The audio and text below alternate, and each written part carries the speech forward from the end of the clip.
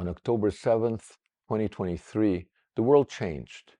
You may not think so, but the world changed when Hamas crossed the border into Israel and just brutalized every single person in their way. They raped, they murdered, they decapitated, they burned, they mutilated bodies, they took hostages, and they killed babies in their cribs. That was October 7th. On October 8th, people that consider themselves good people, progressive, loving people, took to the streets and campuses and in the media to support Hamas. How is that possible? It's possible because of the ideology of terror. Never heard of it? Well, here it is. Terror had to be invented. It doesn't come naturally to people to aim at a kid instead of an oppressor. It doesn't come naturally. Someone had to invent that idea. Just like if a cop goes to some drunk at a corner of a street and starts pulling him up, and the guy says, "You can't do that. I have my rights." Well, that word, rights, I have my rights, that had to be invented by somebody. Most people today in the world don't have rights. Most human beings in history did not have rights. Nobody knew what a right is until it was invented by philosophers like Jean-Jacques Rousseau and John Locke. They said humans have rights. And then that was enshrined in constitutions and affected in bodies of law. Similarly, terror had to be invented. And it was invented by these geniuses, people like Karl Hansen in Germany and Sergei Nechayev in Russia. At late 1800s, they came up with cool names, like Hansen came up with a book called Murder. And in it, he argued that it's better to kill hundreds of thousands, I'm quoting, of seemingly innocent people than to kill bad guys. If you shoot, he said, at an oppressor, he'll just be replaced by another oppressor. But if you realize that it's the system that's the enemy, you've got to educate the masses to rise in revolution against the system. And how do you do that? By educating the masses that nobody's innocent. And how do you do that? By targeting civilians, targeting children. Because then they see, wait a minute, if nobody's innocent, everyone's guilty. Everyone's a legitimate target because it's the system that's to blame. That'll bring the masses against the system, onto the streets against the system. And this idea caught on. In the 1960s and 70s, you had terror groups all over the world. Japanese Red Armies, Italian Red Brigades, FLQ in Quebec, Canada, Basque ETA, Baader Meinhof gang in Germany. They flourished. They looked cool. They had berets. And they shot at innocent people. And the Soviet Union sponsored all these terrorist groups, including Palestinian ones like Arafat's PLO and Habash's PFLP and Hawatmeh's DFLP.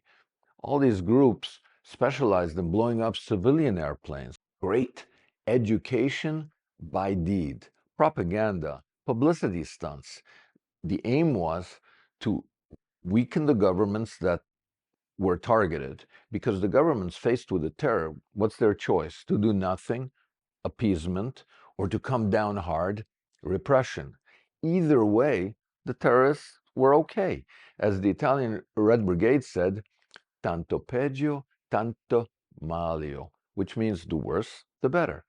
The worse the situation was, the better. And then the useful idiots could come out on the street, mobilized by the media, which had by now been weaponized.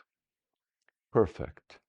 Except one terrible thing happened as far as the terror network was concerned. In 1991, the Soviet Union collapsed, and with it, sponsorship.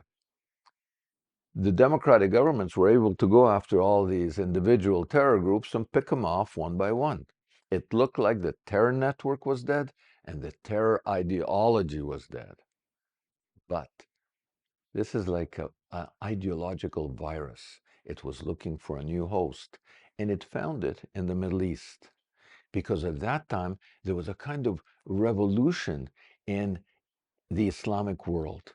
The idea of Islamism, Salafi Islamism. People like Sayyid Qutb said, we've got to do what we once did. We used to fight jihad. We ruled most of the world by having holy wars. We got rid of Jahiliya systems. What are Jahiliya systems? Pre-Islamic systems. Jahiliya means ignorance. And to them, to this jihadists, the new jihadists, the West, democracy was a neo-Jahiliya system. So fight them, he said, and whoever fights in the jihad is guaranteed a ticket to heaven. He's a shaheed, a martyr. Once this kind of Islamism met the terror ideology, people like Abu Abdullah al-Muhajir came up with books. He called his book The Jurisprudence of Blood. This was a real inspiration to ISIS. What he argued is you don't fight jihadism in the old way. No, no, no. What you have to do, he said, not warrior to warrior, suicide bombing, decapitation, mutilation of bodies, and most importantly, target non-combatants, especially children. The ideology of terror morphed into Islamism. And they went about doing what terrorists do. Terroristic publicity stunts, like 9/11. Only this time, there's a new world of media out there. There's a new strategic war in the media. There's a weaponization of the social network and the news networks and the campuses. Perfect. Terrorists never had access to a technologically wired world like it is today. So October 7th was just the latest in a long struggle of the terror ideology against the West. Wait a minute, isn't it all about the Palestinian-Israeli conflict? No. Islam doesn't care about states, creating states for anyone. They see states as Western inventions. Islam, especially jihadism, want a worldwide Islamic republic. Now there's a new sponsor that stepped, so to speak, in the sandals of the Soviet Union, Iran. Iranians aren't Arabs, they're Persians. And the Iranians aren't Sunnis, they're Shiites. The whole idea, just as with the Soviet Union in the past, is sponsor the terrorists.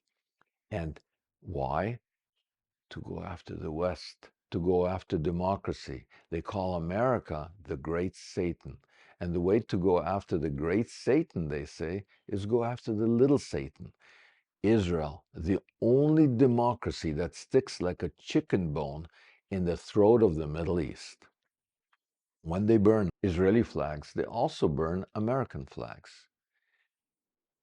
They figure that if they go after the little Satan, first of all, they're going after Jews. And the West kind of doesn't mind if Jews are killed.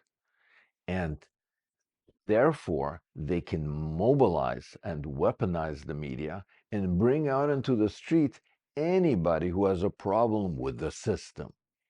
Suddenly you have queers for Palestine. Really? They want to kill you. Feminists for Hamas.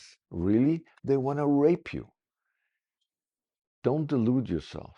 This is not a war against Israel. This is a war against the entire Western system, democracy. Only once we recognize who the enemy really is can we actually meet it head on.